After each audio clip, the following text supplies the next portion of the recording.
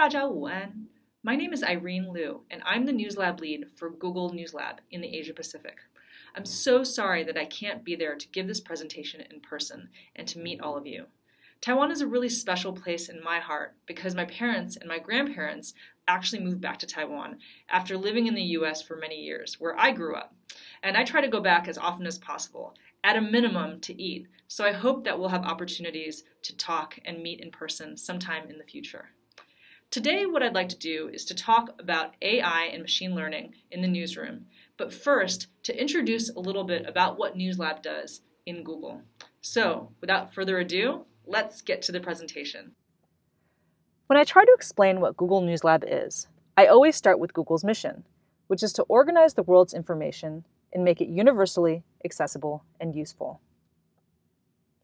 Now, this may sound familiar to all of you, because journalists have been doing the same thing long before Google or the internet ever existed. It's hard to believe, but Google is actually only 20 years old. But since humans developed the ability to speak, we've been telling stories to each other, informing each other. And for journalists, the work of informing the public is a vocation, a calling. And for me personally, it was a job that I was lucky enough to have for 10 years before joining Google, and I miss it every day. But we can't deny that as journalists, we are in a uniquely challenging moment for the industry. The internet has completely changed the way people create and consume information. Now that we all have smartphones, anyone can shoot a video, take a photo, or write an article and distribute it for all the world to see.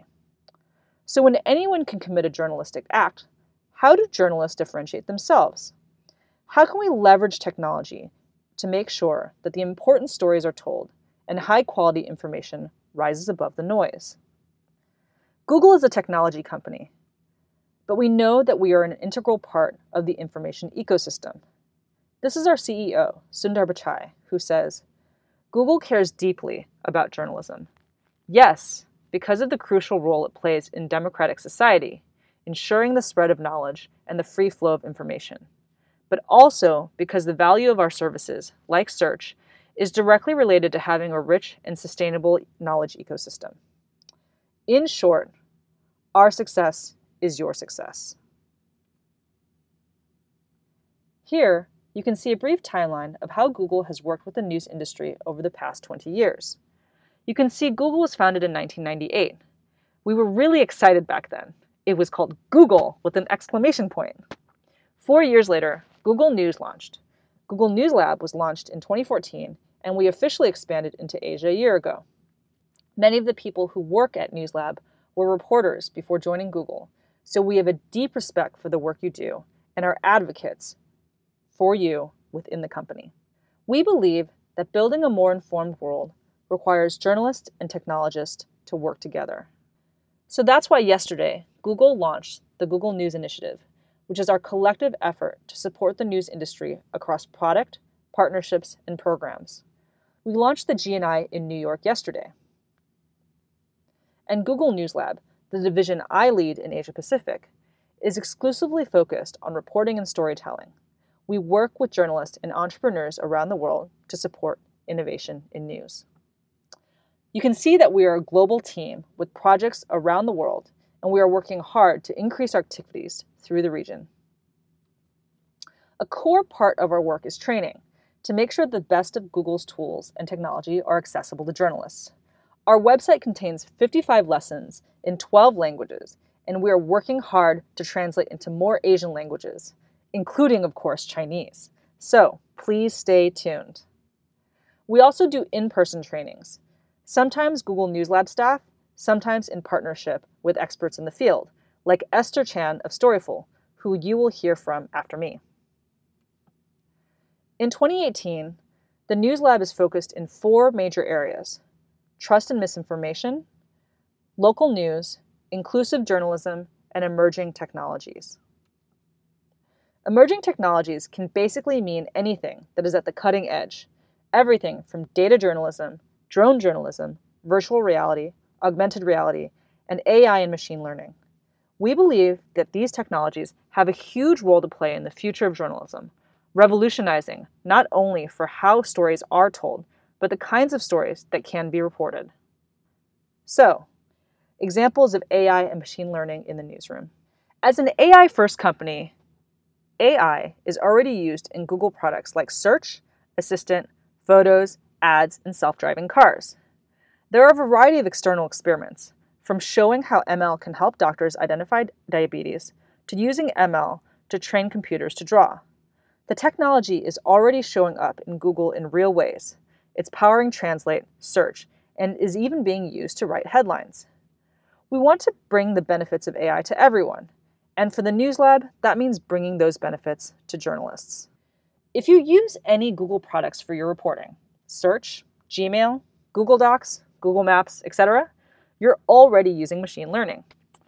Before I get into the editorial examples of how AI and machine learning are being used in the newsroom, I'd like to show you a handy little journalist tip powered by machine learning. This is actually a handy hack that we learned from a reporter in Brazil who uses Google Docs to transcribe interviews. Transcription is the bane of every reporter's existence. So, if you open a Google Doc and under Tools, choose Voice Typing, and then what you can do is you can actually choose the language. And here I'll choose Chinese for Taiwan. Then what the reporter does is he puts on his headphones and repeats everything he hears. So let's try a little demo here. All right. 大家好，欢迎参加 Google 新闻实验室工作坊. And there you go. Now, this isn't a perfect solution, but it isn't bad for a free tool. And unless you can type faster than me, it is still faster than manual transcription. Journalists are all about the free tools, and it always amazes me how creative journalists are, like the reporter in Brazil who shared his transcription trick, and managed to hack together solutions from tools that were not purpose-built for reporters. We recognize the reporter's desire for tools, and while it is early days still, NewsLab is actually working with the Google Cloud team to build a suite of AI-powered tools specifically for journalists. So, that's all well and good, but what about the stories? That's the exciting stuff, right? And this is where I get personally really excited as a former data editor and investigative reporter. I believe machine learning is the next frontier for robust, data-driven investigative stories. So, here's an example. AI and machine learning can help us to find patterns in large data sets, work that would be far too tedious and labor-intensive for any newsroom to do at scale. Take, for example, the issue of overfishing. It's a global problem with massive impact. We're talking about 3 billion people who rely on fish as their primary source of protein. And 85% of global fisheries are overfished, at capacity, or recovering. 1 in 5 fish caught is estimated to be illegal, unregulated, or undocumented. To get a sense of the importance of the scale of the fishing industry, here's a photo of fishing trawlers heading out to sea after a 3-month fishing moratorium. But if you zoom out, and even further out, you get a sense of the scale of the problem. These photos are boats from only one city in China, Ningbo.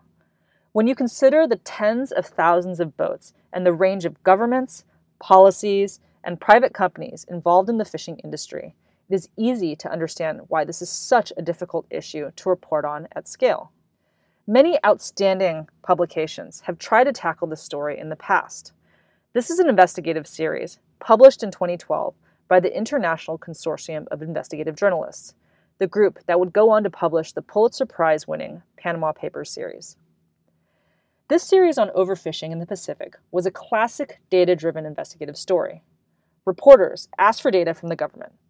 The governments had said no. They asked again and again. Finally, they received data through sources and use of data, in this case, about fishing ships and the weight of the fish they caught, and then looked for discrepancies in the data to estimate how much overfishing went unreported. But it was really time-consuming and required significant resources to comb through the data one country at a time. Fast forward to today, where Google, in partnership with Oceana and SkyTruth, have created a platform called Global Fishing Watch, which monitors global fishing activities around the world in near real time. The way it works is this. Ships emit a signal called an AIS position that allows their movements to be tracked and recorded. By training a computer to monitor ship movements, you can build a model to determine the class of each vessel and when and where fishing activity occurs. Now, more than 140 million square miles of ocean are tracked, accounting for 20 million AIS position data every day, an unprecedented scale that was impossible with previous methods. In fact, this platform was able to use its platform to provide evidence to the Pacific island nation of Kiribati, which helped government officials to prosecute a company for illegal fishing, resulting in a fine of $2.2 million, which was about 1% of the country's GDP. Global Fishing Watch has now made this data public and is working with the research community and NGOs to broaden the reach of this data and potentially track not only overfishing, but helping to build more sustainable supply chains of fish and to crack down on slavery in the seafood trade. It also allows journalists to better tell the story of overfishing and show how environmental disasters such as the Sanchi oil spill can affect the food supply. Other news organizations are also experimenting with machine learning in their reporting. This BuzzFeed story from August of last year used machine learning to search for hidden spy planes. By analyzing flight patterns, they were able to hypothesize which planes might be spy planes. And this brings me to an important point, that the machine learning was only the start of the reporting process, not the end. It identified planes that might be spy planes, but the reporter followed up using traditional reporting tools, government documents, interviews, and sources to nail down the story. We can also use machine learning to create our own data sets from unstructured information. In the US, the issue of hate crimes has become a big news story, but it's difficult to write about because there isn't one central database that tracks hate crimes around the country. So NewsLab worked with ProPublica, an investigative journalism NGO based in the United States, to create a national database for hate crime. The team used Google Natural Language API to scan a raw feed of Google News articles and pull out information about people, location, and events, and identify potential incidents of hate crimes. Then, they took the data and put it into a visual explorer that reporters could use for tips and sources. And it's not just data stories that can benefit. For the 2016 Olympics, the Associated Press used more than 12 AI-powered robotic cameras to capture angles that were not easily accessible to journalists, such as this photo of a boxing match from above.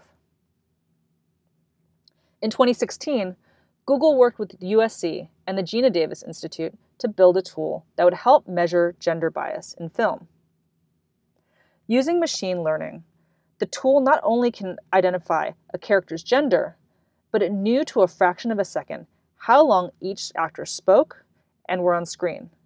We believe that this type of technology could one day play a role in helping us understand how gender, race, and age are represented in news coverage.